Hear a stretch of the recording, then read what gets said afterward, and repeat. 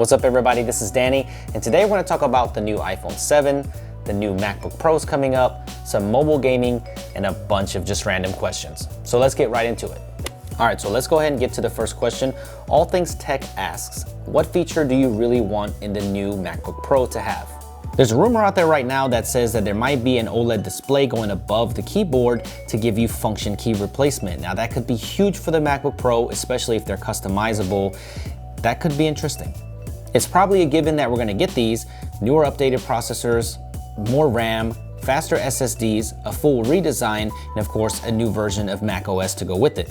What I really want to see is a return to NVIDIA graphics, but I don't think we're going to get that. We're probably going to get the Polaris graphics, which isn't a terrible thing, but man, NVIDIA's been killing it this year, and I would love to see Apple and NVIDIA get back together. Squash that beef.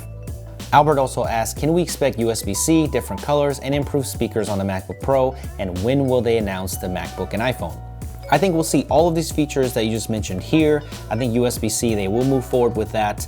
Now the MacBook is supposed to be released in Q4, that's the rumors right now, and the iPhone usually comes around right at the same time. So we never know though, all speculation. I guess we'll see.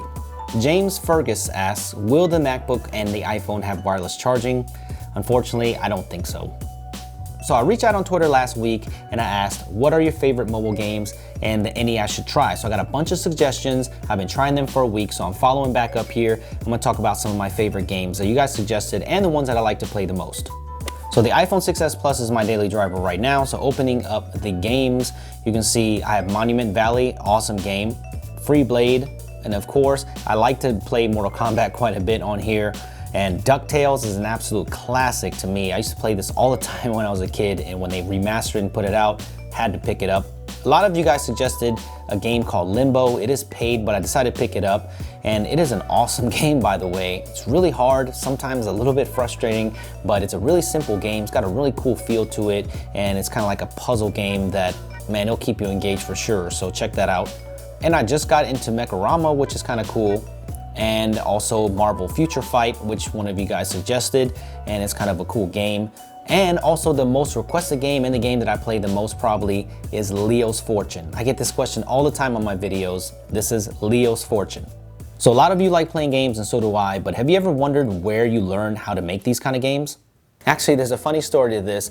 When Full Sail reached out for a collaboration, I was really excited about it because I used to live in Orlando, Florida, and Winter Park, where their campus is. I used to live right next to there, and at that time, I was really interested in DJing and audio production, and I wanted to be a part of their audio engineering courses. And of course, I begged my mom to please send me there and to pay for it because I was young at the time, and of course she disagreed with it and she wanted me to go for a more traditional degree and sent me to UCF instead. Not there's anything wrong with traditional education, by the way, but Full Sail has expanded a ton. Now they even have a mobile development program where they'll teach you programming fundamentals, and by the time that you graduate, you'll have the knowledge on how to build software products for both iOS and Android. They don't just have gaming, they also have a web and development program that will teach you the ropes with front-end and back-end design, with coding formats, programming languages, and more. They make sure that you get help in getting a laptop computer and all of the relevant software tools to learn, which is awesome. So if you want to know more about Full Sail's web and tech programs, visit fullsail.edu/Danny Winget. All right, so let's get back to the topic people want to talk about, which is the iPhone 7. So the first question is by Loon Tech, and it says, since Apple is getting rid of the headphone jack, since Apple is getting rid of the headphone jack, do you think other companies will eventually do the same too?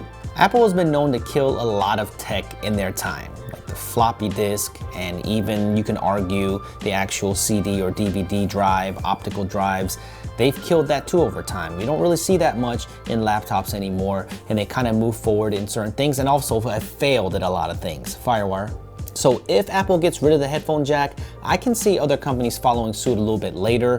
I think that they'll probably play off of that and actually pimp a 3.5mm headphone jack as a feature on the phone. But the one thing I can guarantee is that Apple will sell you a really expensive adapter to use your regular headphones with. JP asks, do you think this is it for Apple? Go big or go home, because lately they are losing the battle almost everywhere. I personally think they're really not losing everywhere. I just think it's also due to the market saturation. And from our side, we look at it as, man, maybe they're not innovating anymore, or their stuff is kind of boring and they just kind of keep refreshing stuff and there's just nothing innovative coming out of Apple's camp right now. And while I agree with that, I don't think that's what's reflecting the numbers. I just think that the smartphone market's really saturated, so is the laptop market. And when it comes to their MacBook Pros, I think people are just waiting for a refresh and their numbers will go back up again.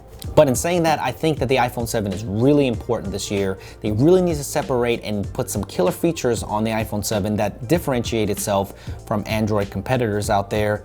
So I'm hoping to see that, and I'm crossing my fingers for an awesome iPhone 7, but I guess we'll see. The last question is by Philip, and he asks, is the iPhone 7 worth buying, not money-wise, but function-wise? Well, I don't know because the iPhone 7 is not here, but if it does come with quad speakers, maybe a dual camera setup on the Pro version, because I'm almost sure we'll see an iPhone Pro, because everything is Pro according to Apple if they step it up a little bit. Man, fanboys are really going to dislike this video. All right, so random question time is here. Let's just get to it. So I'm not gonna butcher this name. This man asks, when are you coming to Toronto? Well, I hope really soon. I've always wanted to visit Canada. I've never been there before. But if you don't know, I'm a huge battle rap fan, and King of the Dot is a Canadian league that I love, and some of their events like World Domination are held in Toronto. So I'm hoping to go there very soon. I'll definitely let you know when I do. So D-Brand, what's up? Bring me to Canada. Braille K is asking, did you have a background in film prior to making YouTube vids, or did you learn as you went? Absolutely no background. I started with a cell phone and a cheap tripod, then moved on to a Canon T3i, had no idea what I was doing. Sometimes I still feel like I don't know what I'm doing. Marco Hanna can probably tell you I don't know what I'm doing still. B-Bong? B-Bong asks, are you thinking about switching to Red? I don't know. It's a good question. It may happen, it may not happen. You gotta stay tuned for that. Finally, Larry Dick Urson asks, when will you finally collab with that awesome Larry guy? Word on the street is you're afraid. Who is this guy? I don't even know who he is. Why would I collab with him? All right, thank you guys for being a part of this. If you wanna be a part of the next video, then make sure you follow me on Twitter @SuperScientific and use the hashtag AskDW, and you could be featured on the next episode.